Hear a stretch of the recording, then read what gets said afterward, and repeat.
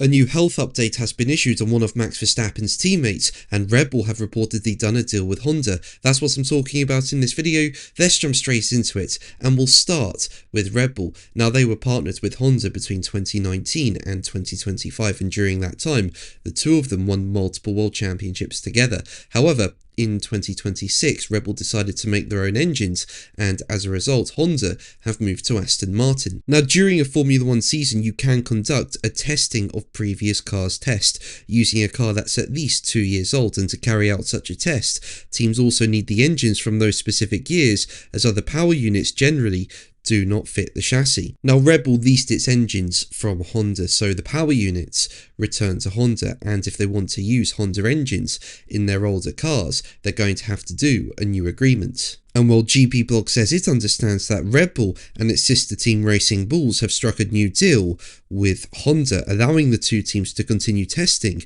over the next 2 seasons. GP Blog said it took some time to finalise, but GP Blog can report that there's now indeed an agreement. This means the older F1 models can be tested over the next 2 years. This year, that means tests possible with cars from 2024 or earlier. It won't be until 2028 that Red Bull and Racing Bulls can conduct such a test with their own Red Bull Ford engines, which were introduced for the 2026 campaign. Now, if you're enjoying the video, make sure to leave a like and subscribe so you don't miss my Formula 1 content. Your support and your lovely comments mean so much to me, and recently I hit 46,000 subscribers. It means so much to me. Thank you so much for your support. But let's move on to Max Verstappen, with there being an update on one of his GT racing teammates. Now, Jules Gounon took part in a race with Danny Giansadella and Chris Lutham as part of preparations for the upcoming Nürburgring 24-hour race, and the team finished 9th at the Paul Ricard's track in France for the opening round of the GT World Challenge Europe. Now, Gounon had been subject to food poisoning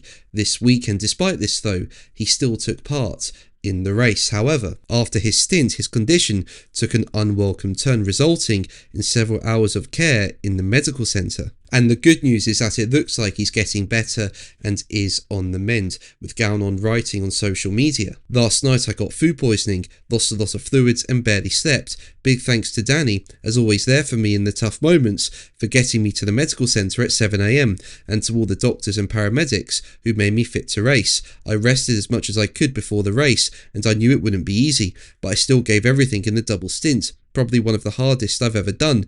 I've never struggled that much in a race car, and pushed myself to a point I didn't think I could reach. After the stint, I completely passed out and ended up gaining back another trip at the medical centre for a few hours.